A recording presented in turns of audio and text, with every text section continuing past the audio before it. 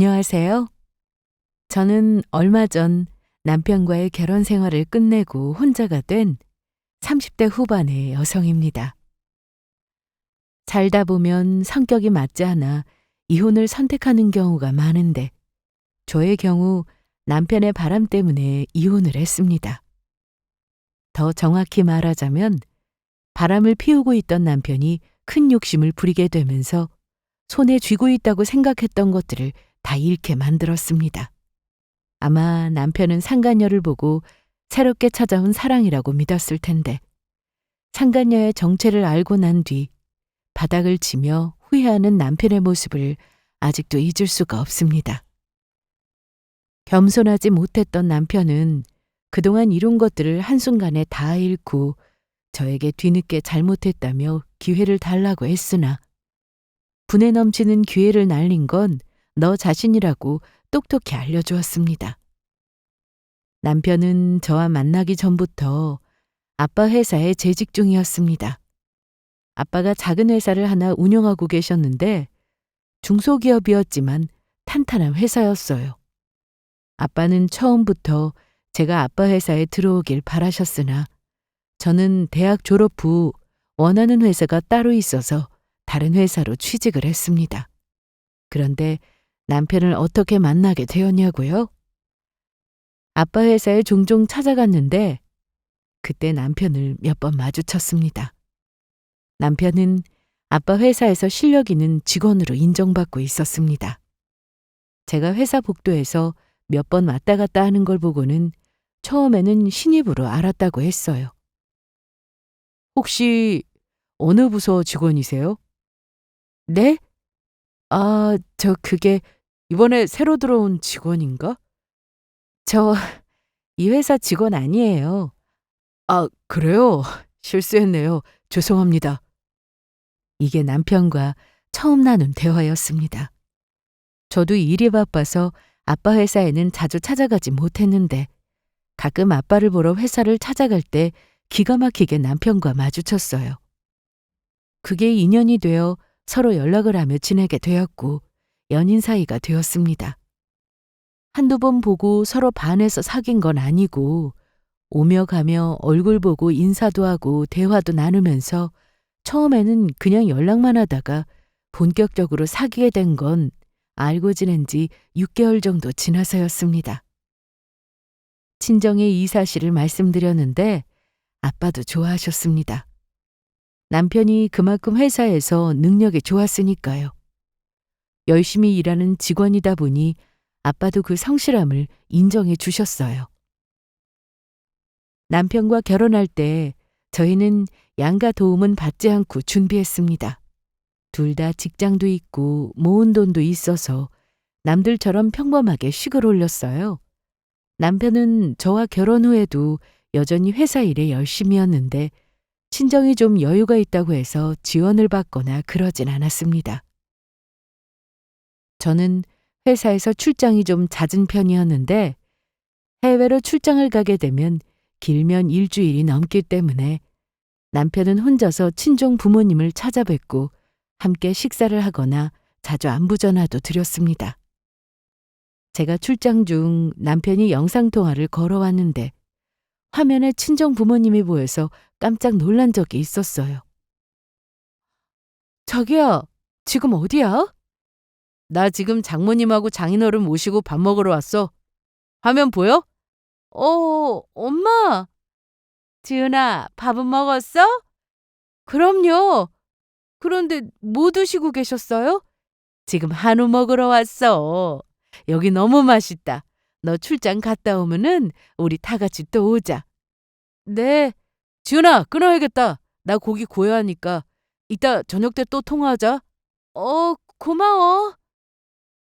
저 말고 언니가 둘이나 있었지만 제가 먼저 결혼을 했기 때문에 친정에서는 하나뿐인 사이가 살갑게 잘한다며 좋아하셨습니다.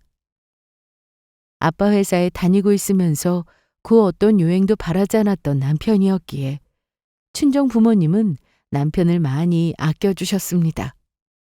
남편은 이미 일 잘하는 직원이었으나 저와 결혼하고 나서 승진이 좀 빨랐습니다.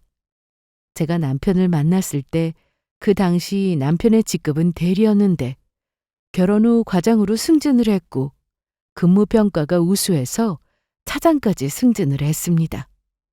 말 그대로 초고속 승진이라 너무 빠른 게 아닌가 싶었지만 다른 직원들도 크게 불만은 없다고 들었습니다. 그만큼 남편이 일을 잘했으니까요. 저와 결혼 후 남편의 가정적인 모습은 계속 이어졌는데 퇴근하면 다른 약속을 잡는 일은 거의 없었고 곧장 집으로 왔습니다. 주말에는 꼭 저와 시간을 보냈고요. 쉬는 날은 청소를 하거나 저한테 요리를 해주는 게 취미일 정도로 음식을 하는 것도 좋아했습니다. 오늘은 내가 할게. 가서 좀 쉬어. 어제 늦게 들어왔잖아. 괜찮아. 내가 오늘은 오징어 볶음 해줄게. 어제 레시피도 다 봤어. 그럼 내가 옆에서 오징어 손질이라도 할게. 나가 있으라니까. 좀 더 자든가. 당신 지난주에 출장 다녀와서 제대로 쉬지도 못했잖아. 남편은 거의 이런 식이었습니다. 집에 청소를 하면서도 잔소리 한 번 하지 않았죠. 사실 저도 일을 하다 보니 집 청소에 신경을 쓰지 못할 때가 많은데 남편이 집안 구석구석 정리도 하고 청소하는 모습에 제가 오히려 더 부지런해지더라고요.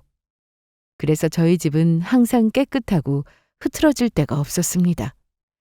가끔 친정 부모님이 집으로 오시면 어쩜 집이 이렇게 깨끗하냐고 감탄하고 가시곤 했습니다. 남편은 집안일은 여자가 해야 하고 바깥일은 남자가 해야 한다는 이 말을 제일 싫어한다고 했습니다. 누구든 할 수 있는 사람이 하면 된다고 했어요. 살림도 적성에 안 맞으면 못하는 거라면서 남편은 오히려 재미있다며 집 꾸미는 것도 아주 좋아했습니다. 하지만 이걸 별로 좋아하지 않는 분이 계셨으니 바로 시어머니였습니다. 아무래도 본인 아들이 밖에서 돈을 벌어오는데 집에서 집안일까지 하는 걸 좋아하실 리 없었습니다. 그래서 남편이 잘하는 만큼 저도 시댁에 자주 연락드리고 어머님과 시간을 보낼 때도 많았어요. 그런데 어머님은 남자가 회사에서 일을 잘하려면 집에서 여자가 내조를 잘해야 한다고 생각하시는 분이셨습니다. 지은이 넌 언제까지 회사 다닐 생각이야? 전 오래 다니고 싶어요. 뭐 다닐 만큼 다녔는데 이제 그만두고 우리 수연이 내조를 해야지. 어머님, 수연 씨는 제가 내조하지 않아도 회사 일 잘하고 있어요. 걱정 마세요. 무슨 소리? 남자는 여자가 옆에서 내조를 잘해야 더 잘 나가는 거야. 어머님이 이러시는 이유는 단순히 내조 때문만은 아니었습니다. 시댁은 제사가 좀 많았는데 제가 매번 참석하기는 어려워서 몇 번 빠졌더니 그것도 불만이라고 하셨습니다. 뭐 그렇게 잘났냐고 자기 아들이 돈도 잘 벌어올 텐데 왜 그렇게 회사에 집착하냐는 말씀도 하셨습니다. 어머님, 전 돈 버는 것도 좋지만 제가 일할 수 있을 때 사회생활 오래 하고 싶어요. 더 나이 들면 일하고 싶어도 그땐 일 못하는 시기가 분명 올 텐데. 시끄러워! 난 분명 말했다. 앞으로 회사 어떻게 할 건지 잘 결정하고 다음 달에 있는 제사는 절대 빠지지 마. 어떤 며느리가 시댁 제사에 빠지냐? 한 번이 두 번 되고 두 번이 세 번 되는 거야. 빠지는 것도 습관이라고. 남편도 어머님의 이런 모습을 잘 알고 있었는데 그래서 결혼 초에는 남편이 나서서 중간 역할도 아주 잘해줬습니다. 어머님 성격이 좀 괄괄하신 분이고 여태 이렇게 살아오셨기 때문에 누가 옆에서 그러지 말라고 말해줘도 잘 모르십니다. 어머님은 자기 아들이 사돈 회사에 다니고 있으니 언행이 조심스러운 게 눈에 보였는데 성격은 티가 나기 마련이더라고요. 승진도 하고 버는 돈도 많아지니 어머님은 저한테 내조 얘기를 많이 하셨는데 제가 끝까지 사회생활을 더 하고 싶다고 말씀드렸더니 화는 내셨지만 결국 더는 어쩌지 못하시더라고요. 그래도 남편이 저에게 정말 잘하니까 시어머님의 저런 성격은 크게 문제가 되지 않았습니다. 어차피 함께 나이 들고 평생을 같이 살 사람은 남편이었으니까요. 그런데 이렇게 믿었던 남편에게 여자가 생겼다는 사실을 알게 되었습니다. 여자의 촉은 정말 무섭더라고요. 남편이 부사장으로 승진을 하고 얼마 되지 않아서 쎄한 느낌이 들기 시작했습니다. 집에 오면 그렇게 집안일에 관심을 갖고 저에게 잘해주던 남편이었는데 점점 소홀해졌습니다. 그래도 여기까지는 그럴 수 있다고 생각했습니다. 저도 직장 생활을 하다 보니 밖에서 힘든 일이 있으면 퇴근 후 집에 와서 아무것도 하기 싫고 그저 쉬고만 싶을 때가 많았으니까요. 그런데 남편은 이 외에도 의심갈 만한 행동을 제 앞에서 대놓고 하기 시작했습니다. 당신 안 자고 뭐해? 먼저 자. 내일 입을 옷 좀 미리 꺼내 놓으려고. 남편이 갑자기 옷에 신경을 쓰기 시작한 겁니다. 평소에는 제가 아침에 일어나 남편 옷을 꺼내두는데 남편은 다른 옷은 보지도 않고 꺼내놓은 옷을 그대로 입고 출근했습니다. 그런데 갑자기 본인이 옷을 고르는 모습에 느낌이 확 오더라고요. 거기다 평소 쓰던 향수를 두고 완전히 다른 향으로 향수를 바꿨는데 여보, 이 향수 새로 샀어? 향 좋지? 난 좀 머리 아프다. 그래? 난 좋은데. 그럼 회사 가서 뿌리지 뭐. 집에서만 안 뿌리면 되잖아. 그치? 그런데 갑자기 향수는 왜 바꾼 거야? 원래 쓰던 거 자기가 엄청 좋아했잖아. 그냥 다른 향도 써보고 싶어서 샀는데 괜찮더라고. 부쩍 외모에 신경을 쓰는 남편을 보면서 의심하지 않을 사람이 어디 있겠어요? 이때까지만 해도 사실이 아닐 거라 믿고 싶었습니다. 그저 잘못된 제 촉의 문제였으면 좋겠다고 생각했죠. 하지만 남편은 언젠가부터 저와 대화도 잘 하지 않았습니다. 저희는 평소 대화가 정말 많은 부부였습니다. 제가 회사에서 있었던 일을 퇴근하고 집에 와서 얘기하면 남편은 좋다고 들어주었거든요. 들어주는 사람이 있으니 저도 신나서 많은 얘기를 하게 됐는데 남편 역시 저처럼 말이 많은 편이었습니다. 회사에서 무슨 일이 있었는지 집에 와서 저에게 말해주고 고민이 있으면 함께 의논을 하기도 했죠. 그런데 그렇게 말이 많던 남편은 집에 와서 말을 안 했습니다. 그저 피곤하다는 말뿐이었어요. 지은아, 나 피곤해서 먼저 잘게. 요즘 피곤하다는 말을 입에 달고 사네? 회사 일 많아? 뭐 말해 뭐해. 힘들어.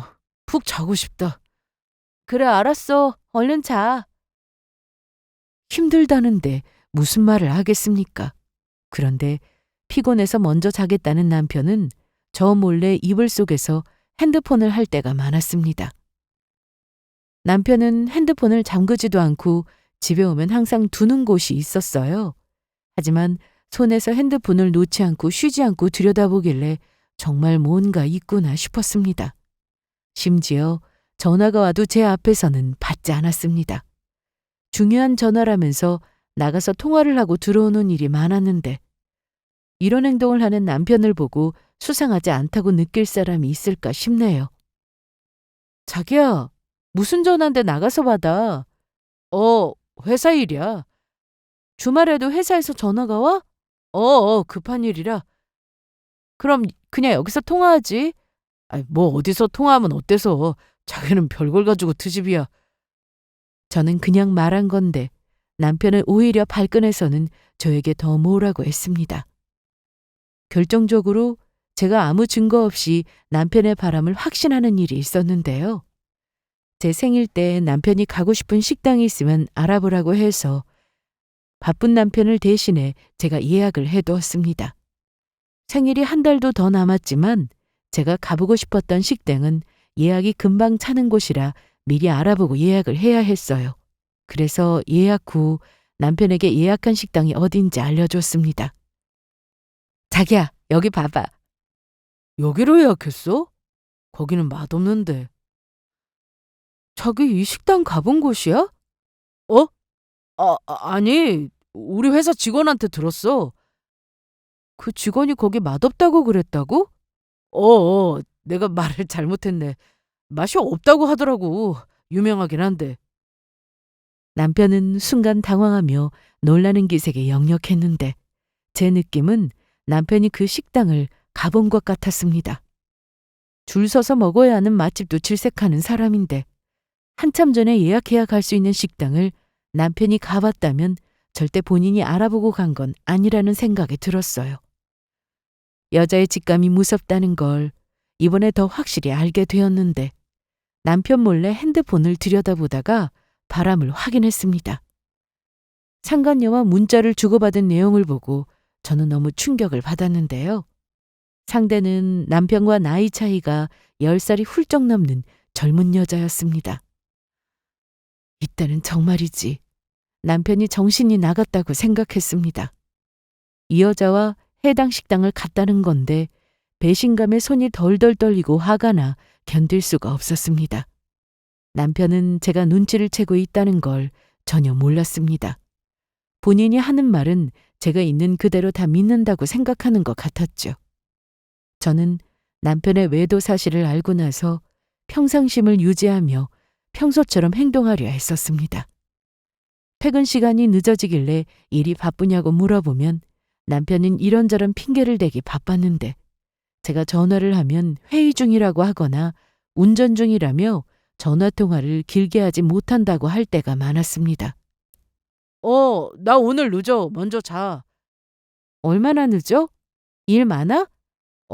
나 지금 바쁘니까 끊어. 내일 중요한 업무 때문에 회의 들어가야 돼. 근무 시간에 전화한 것도 아니고 퇴근 후 전화를 걸었음에도 저런 얘기만 할 뿐이었습니다. 심지어 외박을 하는 날도 있었는데 남편의 외도 사실을 안 직후부터 결혼을 결심했던 저였기에 외박을 하든 아예 집을 나가든 상관없었습니다. 남편이 이럴수록 증거만 쌓여가고 있었으니까요. 제가 어떻게든 가정을 지키고자 했다면 진작에 남편에게 말하고 대화로 풀어볼 생각을 했겠지만 너무 괘씸해서 용서하고 싶지 않았어요. 저는 남편이 집에 오면 핸드폰부터 확인했습니다. 평소와 달리 핸드폰과 한몸이 된 남편이었는데 제대로 된 물증이 없는 상황에서 제가 알고 있다는 뉘앙스를 풍기면 남편이 폰에 있는 모든 내역을 삭제할 수도 있었기 때문에 티 내지 않으려고 했습니다. 솔직히 이런 상황이 좀 짜증났습니다. 제가 핸드폰을 보기 위해서는 남편이 잘 때까지 기다려야 했는데 내가 왜 이렇게까지 해야 하나 싶은 생각에 괴로웠거든요. 당신 안 자? 매일 피곤하다면서 오늘은 안 피곤해? 오늘은 뭐 볼 게 있어서 좀 늦게 잘 거야. 왜? 아니, 그냥. 그럼 나 먼저 잔다? 그래. 일이 있다고 했던 남편은 잠들기 전까지 누군가와 계속 메시지를 주고받는 것처럼 보였는데요. 상대는 한 사람이었습니다. 상간녀였죠. 무슨 로미오와 줄리엣도 아니고 서로 보고 싶다고 난리더군요. 그리고 도대체 어디서 만난 여자인지가 매우 궁금했어요. 그런데 남편 핸드폰에서 쉽게 알 수 있었습니다. 주고받은 문자 내용을 보니 만남의 장소는 골프장이었어요. 스크린 골프장에서 둘이 처음 만났더라고요. 원래 저와 같이 골프를 시작했는데 시간이 날 때면 스크린 골프장을 찾아 함께 연습을 하곤 했습니다. 재미있을 것 같아서 남편을 따라갔는데 해보니 저보다 남편이 금방 배웠고 실력도 빨리 늘었죠. 저는 회사 일도 바쁘고 골프에 영 소질도 없고 해서 남편만 쭉 다니게 되었는데요. 여기서 다른 여자를 만나 바람을 피울 줄은 전혀 몰랐습니다. 워낙에 가정적이던 남편이라 제가 느낀 충격은 생각보다 훨씬 컸습니다. 남편이 필드에 나간다고 하면 멤버는 정해져 있었기 때문에 별다른 의심도 하지 않았습니다. 남편 친구들을 제가 다 알고 있었거든요. 저를 포함해 남편 친구들과 함께 골프를 치러 나간 적도 몇 번 있었고요. 그런데 서로 연락을 주고받은 내용을 보니 상간녀가 중간에서 합류해서 남편 친구들과도 함께 어울린 걸 확인할 수 있었습니다. 그때 받은 배신감은 이루 말로 다 표현하기 힘들 정도였습니다. 당장이라도 두 사람을 함께 불러내서 가만두고 싶지 않았지만 변호사 사무실에서도 절대 함부로 행동하지 말라고 했습니다. 저는 남편의 외도 사실을 알고 난 뒤 춘종에도 이 사실을 바로 말씀드렸어요. 특히 아빠는 정말 크게 화를 내셨습니다. 아빠도 남편을 많이 믿으셨으니까요. 저는 하루하루가 지옥이었습니다. 차라리 모르는 게 약이라고 전혀 모르고 살았더라면 더 나았을까 싶은 생각이 들기도 했습니다. 하지만 이미 알게 되었으니 하루빨리 이 지옥에서 벗어나기 위해 본인들이 저지른 잘못에 대해 뼈저리게 후회하게 만들어줄 생각이었습니다. 회사 일 빼고 제가 매일같이 바쁘게 확인했던 것은 남편의 핸드폰과 블랙박스 그리고 이메일이었습니다. 핸드폰은 잠겨져 있지도 않았고 제가 차량 블랙박스를 확인할 것인지 몰랐던 남편은 영상을 고스란히 남겨두고 퇴근을 했습니다. 그러니 매일 밤마다 남편 차로 가서 블랙박스를 확인할 때면 남편이 낮에 뭘 하고 다녔는지 다 알 수 있었습니다. 내비게이션에는 상간녀가 사는 집 주소가 찍혀 있었고 이메일은 카드 결제 내역을 확인할 수 있었습니다. 특히 핸드폰에는 정말 많은 증거가 나왔는데 모르는 사람이 볼 때는 그야말로 이제 막 사귀기 시작한 풋풋한 연인으로 알 정도로 두 사람은 아주 절절한 사랑을 하고 있는 것처럼 보였습니다. 하지만 제 눈에는 그저 더러운 불륜일 뿐이었습니다. 그런데 그 증거를 모으던 중 상간녀가 그냥 평범한 사람이 아니라는 걸 알게 되었습니다. 그걸 알고 소름이 돋기도 했는데 남편은 그것도 모르고 오직 사랑이라고 믿고 만나더라고요. 서로 주고받은 문자나 녹음된 통화 내용을 들어봐도 너무 애틋했으니까요. 마치 남편과 제가 결혼하기 전 연애할 때 모습이 생각날 정도였습니다. 그래서 더 화가 나기도 했네요.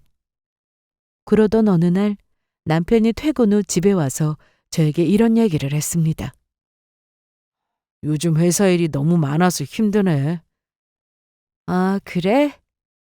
직급이 높아진 만큼 일이 힘든 거야 당연하지. 그건 그런데 피곤해. 쉬어도 피로가 풀리지도 않고. 남편은 퇴근하고 집에 오면 회사 일 때문에 피곤하다는 말을 입에 달고 살았습니다. 그러면서 회사를 그만두고 싶다는 말까지 하더라고요. 뭐? 회사를 그만두고 싶다고? 너무 힘들어서 그런 생각까지 드네. 솔직히 나 부사장인데 다른 회사 부사장하고 대우도 좀 다른 것 같고. 그게 무슨 소리야? 전에는 그런 얘기 없이 만족한다고 했으면서? 아, 몰라. 암튼 이렇게 힘들게 일하면서 회사를 다녀야 하나 싶다. 아, 회사 그만두면 뭐 할 건데? 아, 그게 내 친구가 운영하는 회사가 있는데 거기서 나보고 오라고 그러네? 아직 간다고 말은 안 했어. 그래도 내가 부사장인데 함부로 자리 옮기고 그러면 안 되니까. 아니, 친구가 운영하는 회사라면서 왜 당신이 오길 바라는데? 아, 그게 친구 녀석이 나한테 회사 맡기고 좀 쉬고 싶다고 하더라고. 남편은 지금 회사도 운영하기 벅차다고 하면서 친구네 회사에 가서 사장이 되면 더 힘들 텐데 앞뒤가 맞지 않는 말을 했습니다. 본인도 말이 안 된다는 걸 알았는지 얼버무리면서 더는 말을 하지 않았는데 여자에 빠져서 잘 다니던 회사도 그만둘 생각을 하고 있는 게 어이가 없었습니다. 그리고 한편으로는 잘 됐다 생각했어요. 남편이 회사를 그만두기 전에 이미 잘릴 거라서 어디 멋대로 떠들어봐라 하고 남편이 하는 말을 그냥 다 들어줬습니다. 역시 거짓말을 하는 사람은 자신이 무슨 말을 했는지 잘 모르기 때문에 횡설수설했습니다. 어제 한 말 다르고 오늘 한 말 다른 그런 사람이 되어가고 있었습니다. 저는 해당 회사가 어떤 친구의 회사인지 말해보라고 물어봤어요. 그런데 친구 누구야? 어? 당신은 모르는 친구야? 내가 모르는 당신 친구도 있어? 나 거의 다 알잖아. 그런데 당신 친구 중에 회사 운영하는 친구가 있던가? 아, 있다니까. 당신이 내 친구 관계를 다 알아? 참나. 남편은 예상 못한 질문을 받아 황당했는지 갑자기 화를 냈는데 당연히 이런 사람과 이혼할 거지만 그동안 저를 속인 것에 대해서 용서할 수 없었고 제가 당한 만큼 돌려줄 생각으로 때를 기다렸습니다. 혹시나 너무 오래 걸리면 어쩌나 싶었지만 생각보다 그때는 빨리 찾아왔습니다. 남편이 회사에서 실력 있고 인정받는 직원임에는 틀림없었지만 회사 대표의 사위였기에 부사장의 자리까지 오른 거였습니다. 하지만 남편은 오로지 본인 실력으로만 승진한 것으로 알고 있었죠. 그 뒤에는 친정아빠의 도움이 있었는데 그걸 본인만 모르더라고요. 지금 생각해도 참 답답하기만 합니다. 아빠가 그만큼 실력을 인정하고 믿어줬는데 자리에 만족하고 처음부터 열심히 일했다면 얼마나 좋았을까요? 남들은 아무리 노력해도 부사장까지 승진은 어렵다고 느끼는데 남편은 그걸 쉽게 이뤘으니까요. 겸손하지 못하고 모든 게 당연하다 생각했으니 본인이 잘난 줄로만 알았겠죠. 남편이 부사장으로 승진을 했을 때 시모 역시 아주 기세등등이었습니다. 처음에는 잘 부탁한다면서 저한테도 잘해주셨으나 살다 보니 회사를 그만두고 내조를 하라고 하질 않나 남편이 직급이 더 높으니 회사가 본인 아들 소유인 것으로 생각하기까지 했죠. 그리고 더 황당했던 건 시모도 남편의 바람을 알고 있었다는 점이었습니다. 저는 시모는 모르고 있는 줄 알았는데 어느 날 시모가 상간녀와 함께 집으로 찾아왔습니다. 제가 일을 마치고 집에 왔는데 남편은 이때 퇴근 전이었습니다. 시모와 함께 온 여자는 블랙박스를 통해 봤던 그 여자였습니다. 바로 상간녀였죠. 뻔뻔하게 집까지 찾아올 생각을 하다니 기가 막히더라고요. 처음에는 상간녀인 줄 저도 몰랐습니다. 마침 집에 있었구나. 내가 할 말이 있어서 왔다. 네. 그런데 같이 오신 분은 누구세요? 어때? 예쁘지? 네? 넌 모질이도 아니고 우리 아들이 밖에서 뭐하고 다니는지 그렇게 관심이 없냐? 내 아들한테 어울리는 며느리 데려왔으니까 넌 당장 나가거라. 어머님은 갑자기 찾아와서는 대뜸 저보고 남편과 이혼하고 집에서 나가라고 했습니다. 같이 온 여자가 새로운 며느리라고 하면서 말이죠. 여기 우리 새며느리 될 아이다. 우리 아들이 재혼하면 너도 알게 될 테니까 굳이 숨길 이유도 없고 같이 왔다. 너보다 훨씬 젊어서 아기도 금방 가질 거고 우리 아들하고 살면서 열심히 내조한다고 하더라. 그런데 자세히 보니 낯이 익더라고요. 그리고 그 순간 블랙박스 속 그 여자구나 싶었습니다. 선명하지 못한 영상으로만 보다가 실물을 보니 처음에는 못 알아봤는데 상간녀가 분명했어요. 아니, 네가 여기가 어디라고 제 발로 찾아오냐? 네? 저 아세요? 왜 초면에 반말이야? 잘 알지. 나 몰래 성수용 그 인간하고 몰래 만나면서 더러운 짓 하고 다녔잖아. 뭐라고요? 어머님, 그동안 저 여자랑 수연 씨가 만나고 있는 거 다 알고 계셨어요? 그래. 그리고 저 여자가 뭐냐? 우리 새며느리한테. 얘가 어떤 사람인 줄 알고 함부로 입을 놀려? 참. 어떤 사람인지는 모르겠고요. 나갈 사람은 내가 아니라 니들 같은데? 뭐야? 니들? 너 나한테 니라고 했어? 시모가 저한테 삿대질을 하며 무섭게 따지고 들었는데 저는 가만히 보고만 있지 않았습니다. 똑같이 저도 삿대질을 하며 따졌습니다. 네, 니들이라고 했어요. 뭐 잘못됐어요? 말 조심해! 어머니나 말 조심하세요. 세상에, 말하는 게 어쩜 이렇게 비교가 되냐? 우리 새 며느리 될 아이는 말도 초신하게 얼마나 잘하는 줄 알아? 너랑은 아주 차원이 달라. 내가 일하지 말고 집에서 조용히 우리 아들 내줘라고 했더니 바로 알겠다고 하더라. 너처럼 토달고 잘난 척하고 그런 애가 아니라는 말씀이야. 하하, 그러세요? 그리고 우리 아들 곧 사장 될 거다.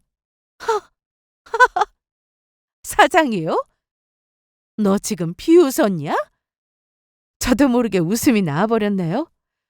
지금 부사장도 어머님 아들한테 과분한 자리일 텐데 누가 사장을 시켜준답니까? 그깟 부사장 자리 필요 없어! 그런데 그때 시모의 핸드폰이 울렸습니다. 전화를 건 사람은 바로 남편이었는데 시모가 이 전화를 받고 갑자기 사색이 됐습니다. 뭐라고? 아니 수연아, 다시 말해봐. 너 그거 진짜야? 어머나 세상에, 이를 어째? 어머님, 왜 그러세요? 네? 이게 대체 무슨 소리야? 너 사장 딸이라며? 네, 어머님, 맞아요. 저희 아빠 사장님이에요. 이게 어디서 거짓말이야? 시모는 소리를 지르며 상간녀의 뺨을 때렸습니다. 연속으로 2번이나요. 저도 좀 놀랐는데 시모가 대체 왜 저러나 싶었어요. 아니, 어머님, 왜 이러세요? 맞을 사람은 제가 아니라 저 여자 아니에요? 그 입 못 다물어? 어떻게 우릴 감쪽같이 속였어? 뭐가요? 사장 딸 아니라며! 누가 그래요? 내 아들이! 네? 네 말이 정말 맞으면 지금 당장 전화 걸어! 네 아버지한테 전화 걸어! 저번에 통화시켜 드렸잖아요. 회사로 걸어! 알고 보니 남편은 회사에서 퇴근하기 전 해고 통보를 받았는데 그와 동시에 상간녀의 정체를 알게 됐다고 했습니다. 그리고 시모가 상간녀와 집으로 찾아와 깽판을 치고 있을 때 남편이 바로 전화해서 그 사실을 시모에게 다 알린 거죠. 둘 다 내 집에서 나가. 아니, 지은아, 제 이름 함부로 부르지 마세요. 방금 전까지 저보고 나가라고 하지 않으셨어요? 그리고 너! 김서영이지? 네? 너 기다려. 내가 너 조용히 보내줄 거라 생각하면 큰 오산이야. 그래, 이 나쁜 년은 절대 가만두면 안 되지. 우리 같이 힘 합쳐서 감방에 쳐놓자. 어머님이 더 나빠요. 수연 씨가 바람 피고 있는 거 진작부터 아셨으면서 저한테는 아무 말씀도 안 하시고 사장 딸이라고 하니까 탐나셨나 봐요? 아니, 지은아, 그게 아니라 나도 속은 거야? 네가 지금 봤잖아. 내가 쟤한테 감쪽같이 속은 거. 상간녀는 도망치려고 했지만 시모가 꽉 붙잡고 놔주질 않았습니다. 이거 나요! 어딜 가! 우리 아들 오면 너 절대 가만 안 둘 거니까 그런 줄 알아. 어디 할 짓이 없어서 사기를 쳐! 제가 남편의 외도를 알고 나서 상간녀가 어떤 사람인지 궁금했는데 처음에는 그냥 젊고 예쁘니까 남편이 넘어간 거라 생각했습니다. 그런데 두 사람이 나누는 대화 내용이 심상치 않았어요. 문자도 그렇고 블랙박스에서 확인했던 두 사람이 차 안에서 나눴던 대화도 그렇고 무슨 자리를 준다는 얘기가 많이 나오더라고요. 저는 그동안 매일같이 증거를 모으면서 대체 이 여자가 누군가 했는데 남편에게는 본인이 한 회사의 사장 딸이라며 의도적으로 접근한 걸 알 수 있었습니다. 문자에 정확히 이런 내용이 있었어요. 오빠, 제가 외동딸이라 아빠가 회사 물려줄 사람이 없다고 근심이 크세요. 저는 세상 물정도 잘 모르는데 회사를 물려받기엔 무리잖아요. 그래서 빨리 사익감 데려오라고 난리거든요. 제가 볼 땐 오빠가 그 자리에 딱 어울리는 사람 같아요. 어때요? 난 이미 다니고 있는 회사가 있는데.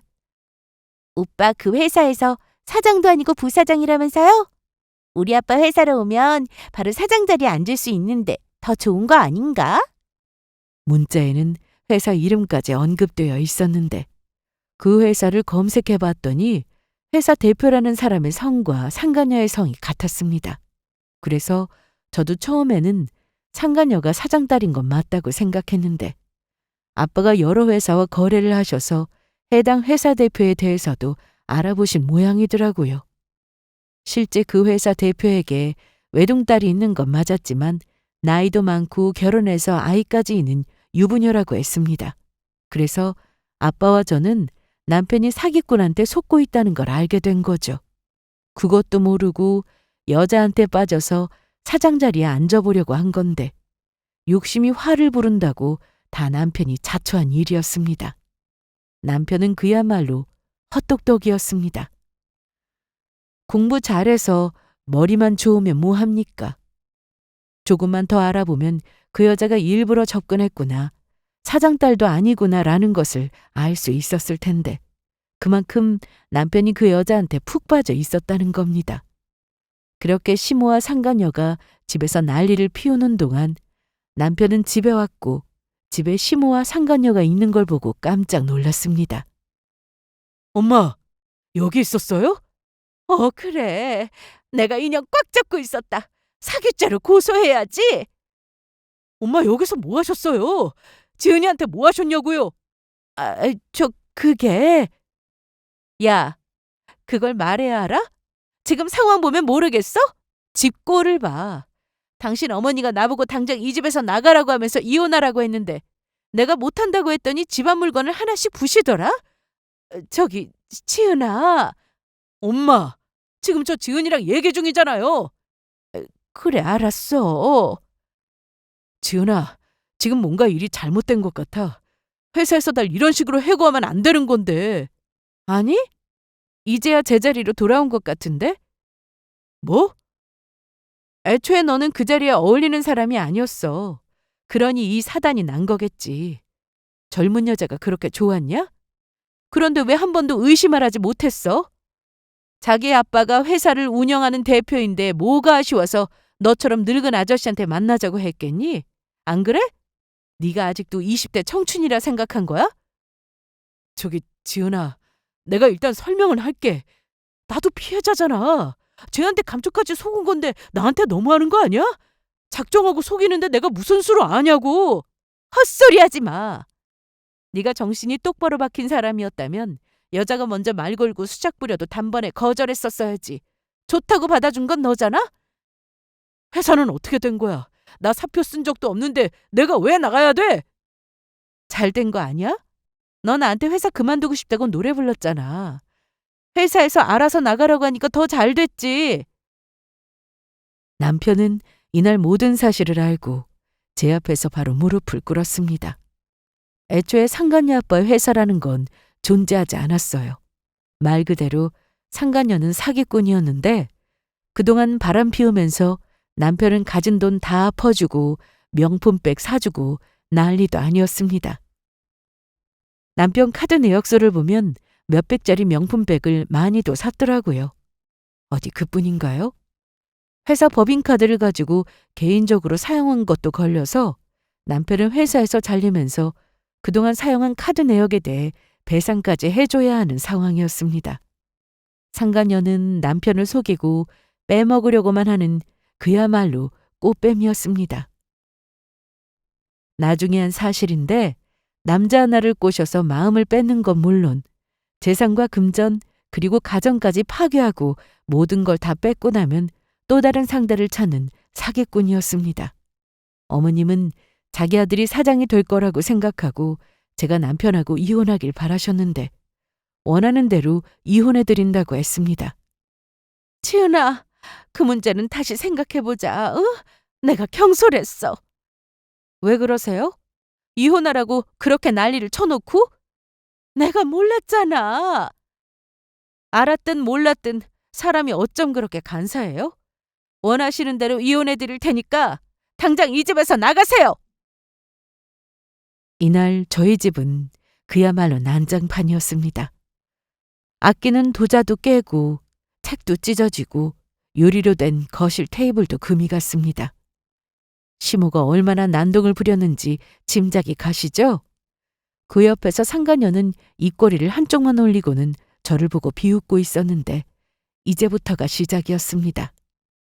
저는 상가녀 머리채라도 잡고 싶었지만 그 여자 몸에 절대 손대지 않았어요.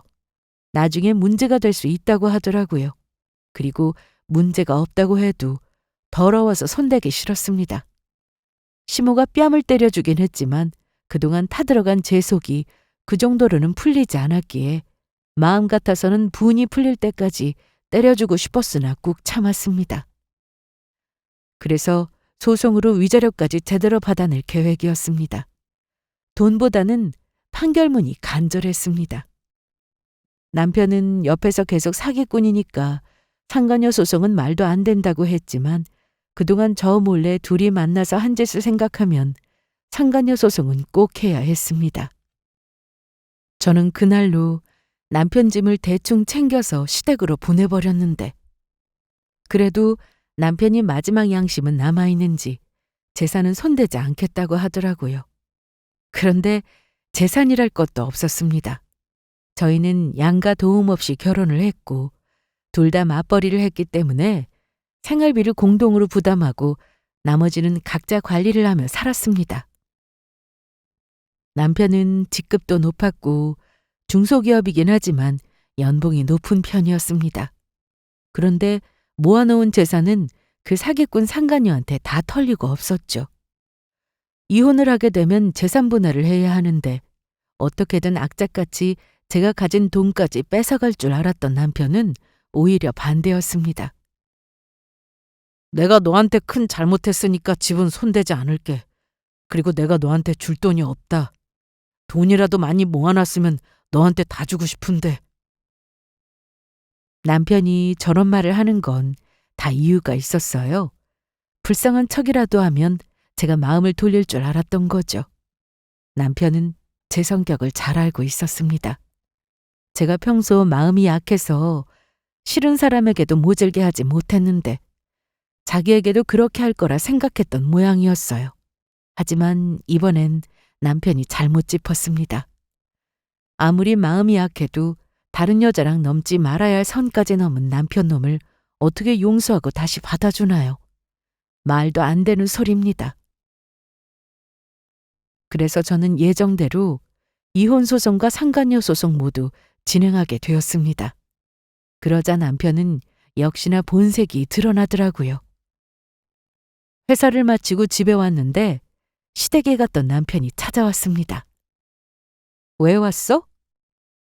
두고 간 게 있어서 그것만 가지고 갈게.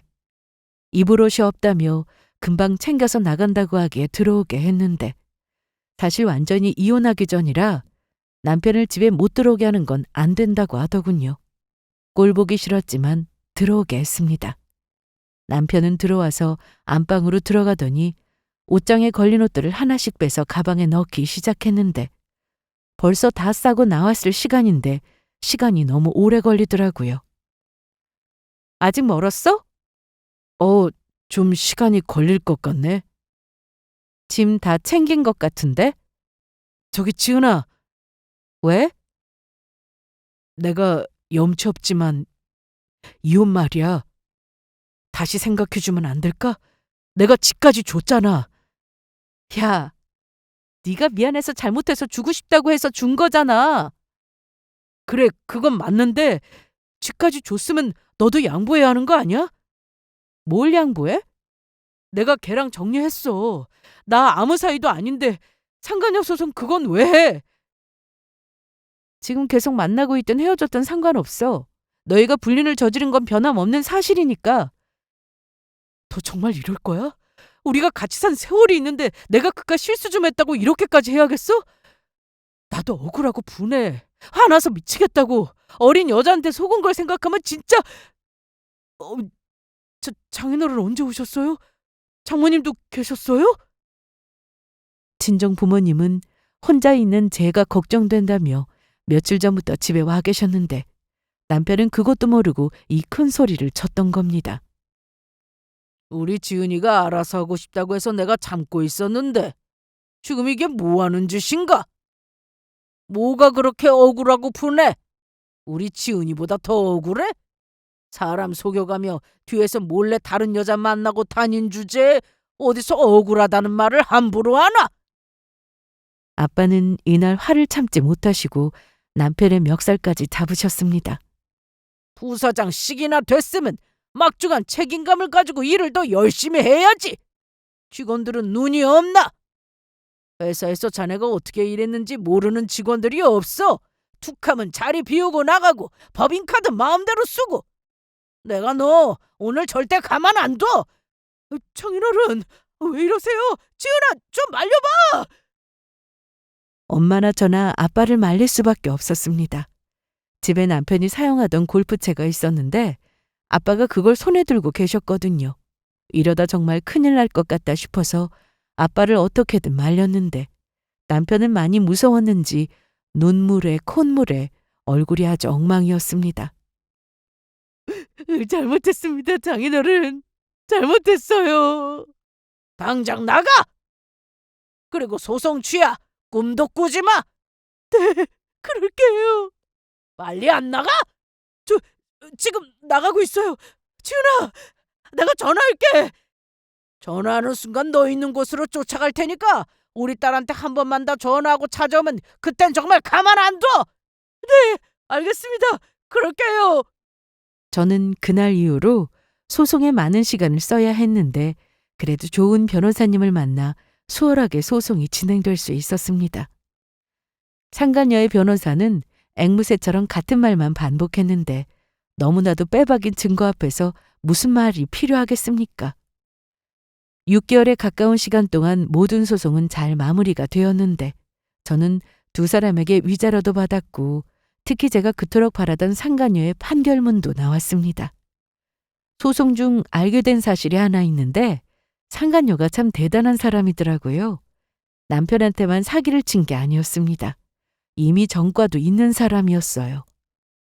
남편과 만나면서 다른 사람도 있었다는데 그저 놀라울 따름이었습니다. 이 일로 남편은 상간녀를 사기죄로 고소한다 어쩐다 하는데 제가 알아야 할 이유도 없고 알고 싶지도 않았습니다. 남편은 저와 이혼 절차가 완전히 끝난 후 정신이 번쩍 들었는지 잘못했다고 어떻게든 다시 잘해보자는 말을 해왔으나 저는 단번에 거절했습니다. 믿고 산 만큼 배신감도 충격도 너무 커서인지 다시 받아줄 생각이 요만큼도 들지 않더라고요. 전 남편이 된 그 인간은 그간 돈을 많이 벌어놓고도 상간녀한테 다 뺏겨서 가진 재산도 없었는데 그래서인지 전 시모도 지겹도록 저를 찾아왔습니다. 어떻게 안 되겠어? 네, 안 되겠네요. 우리 아들 불쌍해서 어떡해. 뭐가 불쌍해요? 꽃뱀한테 당한 것도 억울한데 이혼까지 당하고 일자리도 잃고 불쌍하지? 꽃뱀이라고 하지 마세요. 어머님 아들은 사랑이라고 했으니까요. 그리고 팔다리 멀쩡한데 알바라도 하라고 하세요. 전처럼 부사장 자리 알아보지 말고요. 그러기에 욕심도 정도껏 부려야죠. 사람이 잃을 게 많으면 겸손해야지 어쩜 그래요? 아들이 정신 못 차리면 옆에서 정신 차리게 해야 하는 게 부모 아니에요? 이럴 때 쓰라고 자업자득이라는 말이 있나 봐요. 너무 잘 어울리죠? 그리고 더는 이런 식으로 회사에 찾아오고 그러지 마세요. 이렇게 제 얼굴 보여드리는 것도 오늘이 마지막입니다. 저는 전 남편과 살던 집을 처분했고 친정으로 들어가게 되었습니다. 그리고 가장 최근에 전 남편에 대한 소식을 들었는데 상간녀를 상대로 고소를 진행 중이라고 했습니다. 그런데 그 상간녀는 전 시모가 자신을 폭행했다며 폭행죄로 고소를 한 해 만에 하고 있다는데 소송 자체가 가능한 건지는 모르겠습니다. 그리고 더는 그 인간들 소식은 알고 싶지도 않아서 어떻게든 들려와도 무시하려고 합니다.